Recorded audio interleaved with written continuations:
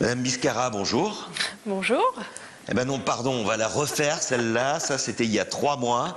Alors, Elisabeth Masterchef, bonjour. Bonjour. Alors, c'est laquelle la vraie? Qu'est-ce que vous préférez?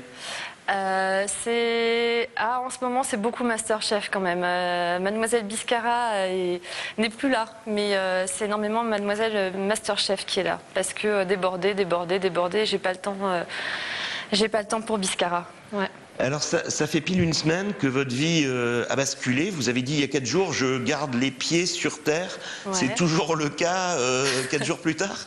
J'essaye de garder les pieds sur terre, voilà, j'appuie fort et écoutez, oui, enfin, j'ai la chance d'avoir des amis voilà, sincères qui ont pour mission, si jamais mes pieds se mettaient à s'envoler un petit peu et à me dire de redescendre. Donc c'est vrai que non, je garde les pieds sur terre même si j'ai conscience de la chance voilà, de ce qui m'arrive et je sais que c'est un truc hallucinant, je sais que c'est une chance énorme, mais je crois franchement que j'ai les pieds sur terre et la tête bien sur les épaules.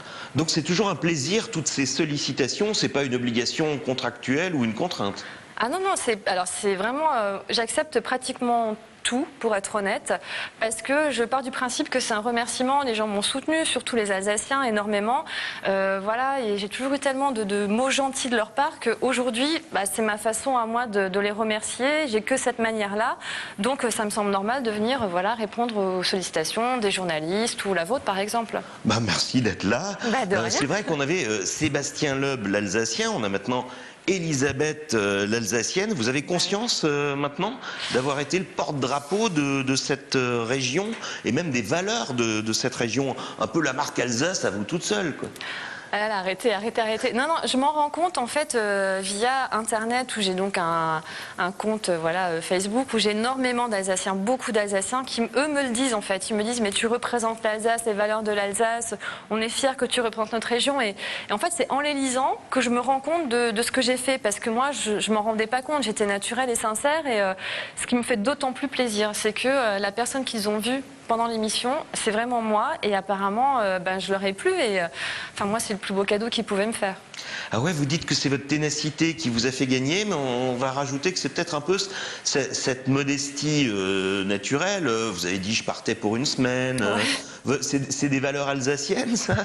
Je pense que ça vient de l'éducation aussi que j'ai reçue et voilà. Et moi, je suis d'une famille modeste, normale, et j'ai une maman qui était très à cheval sur l'éducation.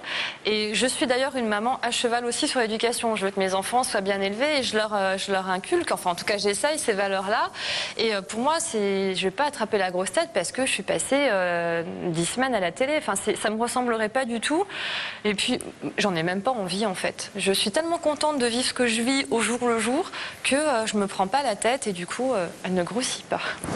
Oui, au fond de vous-même, est-ce que finalement le plus important c'était de bien faire la cuisine ou aussi, ou voire plus, de bien passer à la télé? Parce que manifestement, vous êtes bien passé, vous passez bien. Eh ben, écoutez, déjà, merci beaucoup. Et franchement, moi, j'y suis allée pour cuisiner. Il y a des candidats qui sont allés pour passer à la télé, c'est vrai. Et ce qui me fait plaisir, c'est que eux ne sont pas restés très longtemps dans l'aventure. Et moi, à aucun moment, je me suis dit, voilà, profil gauche ou profil droit, maquillage, qu'est-ce que je vais mettre comme vêtements? J'y suis allée, mais comme je suis, et mes amis qui ont vu l'émission m'ont dit, bah ouais, c'est toi. Enfin, il n'y a rien à été calculé. J'ai jamais dit, je vais dire ça, comme ça les gens penseront ça. J'ai complètement occulté le côté télévision du truc. J'ai fait de la cuisine avec mon cœur, avec mes tripes, en pleurant, en rigolant. Et c'était vraiment moi, et rien n'a été calculé, jamais. Alors vous avez dit aussi que l'avenir pour vous, il est en Alsace. Ça fait plaisir. Vous avez parlé de Strasbourg et même de la petite France pour ouvrir un salon de thé resto branché.